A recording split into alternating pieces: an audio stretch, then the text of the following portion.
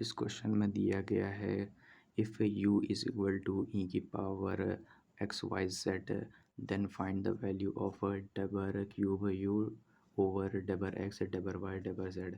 अब ये partial differentiation का क्वेश्चन है। इसको सॉल्व करने का तरीका ये है कि सबसे पहले u को ना तुम z के रिस्पेक्ट में डिफरेंशिएट करो। अगर तुम इसी तरीके से डिफरेंशिएट करोगे, जैसे कि पहला डबर x लिखा हुआ है, अगर तुम इसको पहले डिफरेंशिएट करोगे एक्स के रिस्पेक्ट में तो गलत हो जाएगा, आंसर ही गलत आ जाएगा। जैसे कि तुम लोग अगर इसको एक्स के रिस्पेक्ट में डिफरेंशिएट करोगे पहली बार, फिर दूसरी बार वाई के रिस्पेक्ट में करोगे, तीसरी बार जेड के रिस्पेक्ट में करोगे तो आंसर गलत आएगा। तो इसका तरीका ये है कि सबसे पहले इसके रिस्पेक्ट में डिफरेंशिएट किया जाए, फिर उसके बाद इसके रिस्पेक्ट में, फिर इसके रिस्पेक्ट में। मतलब कहने का ये मैं कहना चाहता हूँ कि डबर यू ओवर डबर जेड, सबसे पहले हम इसको करेंगे जेड के रिस्पेक्ट में डिफरेंशिएट। तो जब जेड के रिस्पेक्ट में डिफरेंशिएट करेंगे तो ये तो सबसे पहले जब इसको डिफरेंशिएट करोगे तो ऐसे लिखा रहेगा ई की पावर एक्स वाई जेड, ये तो ऐसे लिखा रहेगा। अब जब जेड के रिस्पेक्ट में इसको डिफरेंशिएट करोगे ना, ये ऊपर वाली चीज़, तो ये एक्स वाई ऐसे ही आ जाएगा। अब इसको डिफरेंशिएट करेंगे वाई के रिस्पेक्ट में। अब जब इसको डिफरेंशिएट करेंगे तो यहाँ पर बस पावर में 2 आ जाएगा और यहाँ पर आ जाएगा डबर वाई ओवर डबर जेड। या फिर इसको दिखाने का तरीका ऐसे होता है, देखो डबर यू ओवर डबर जेड जो पहले की चीज़ से लिखी थी ना, अब यहाँ पर डबर डिवाइडेड बाय डबर वाई, इसको दिखाने का तरीका ऐसे होता है, लेकिन मैंने इस तरह दिखाया है। तो अब इसको जब इसके रिस्पेक्ट में डिफरेंशिएट करोगे ना वाई के रिस्पेक्ट में, तो ये यू और वी ये वाला रूल लगेगा, चेन रूल। अब सबसे पहले इसको डिफरेंशिएट करो तो ई की पावर एक्स वाई जेड ऐसे लिखा रहेगा, और जब हम देखो वाई के रिस्पेक्ट में डिफरेंशिएट कर रहे हैं तो यहाँ पर एक्स जेड आ जाएगा, और एक्स वाई यहाँ पर ऐसे ही लिखा रहेगा क्योंकि वी है ये। अब इसको डिफरेंशिएट करेंगे तो ये चीज़ें ऐसे ही लिखी रहेगी। अब वाई के रिस्पेक्ट में डिफरेंशिएट करेंगे तो यहाँ पर हो जाएगा एक्स।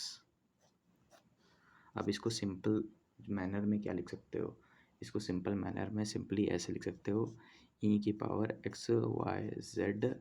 अब इसमें से कॉमन लेंगे हम तो ये हो जाएगा एक्स स्क्वायर, मतलब कि एक्स स्क्वायर जेड वाई है ना, तो एक्स स्क्वायर जेड वाई, और यहाँ से कॉमन लिया तो यहाँ पर प्लस एक्स बच गया, तो ये इसका ये आंसर आ गया। अब इसको एक्स के रिस्पेक्ट में डिफरेंशिएट करो। अब यहाँ पर मैं डिफरेंशिएट करता हूँ।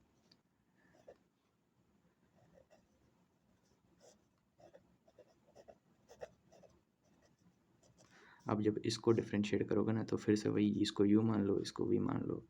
अब इसको यू माना है तो सबसे पहले इसको डी डिफरेंशिएट करेंगे। अब जब एस के रिस्पेक्ट में डिफरेंशिएट होगा तो वाई जेड हो जाएगा, और ये चीज़ ऐसे ही लिखी रहेगी। अब प्लस का साइन लगाते हैं और इसको डिफरेंशिएट करते हैं। जब एक्स के रिस्पेक्ट में ये डिफरेंशिएट होगा तो ये हो जाएगा 2x जेड वाई और प्लस 1, और डॉट में ये चीज़ ऐसी लिखी रहेगी। या फिर तुम ऐसे कर सकते हो, पर ब्रैकेट लगा दोगे क्योंकि डॉट में यही चीज़ तो आएगी है ना, तो हम दोनों से कॉमन लेंगे तो यहाँ से और यहाँ से कॉमन निकल जाएगा। तो ये क्या हो गया, ई की पावर एक्स वाई जेड है, और यहाँ पर हो गया y z x square z y plus x, और plus 2x z y plus 1। अच्छा, अगर तुम्हें इसे और एक्सपेंड करना है तो इसको एक्सपेंड करके जो सिंपल मैनर में इस तरह भी लिख सकते हैं कि एक्स वाई जेड हो गया।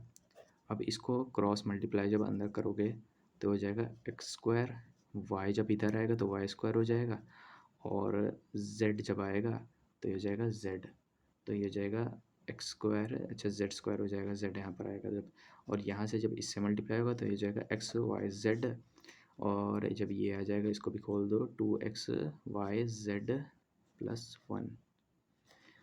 अब इसको और इस तरह लिख सकते हैं X square Y square Z square plus 3x Y Z plus 1। तो ये हो गया इस क्वेश्चन का सॉल्यूशन।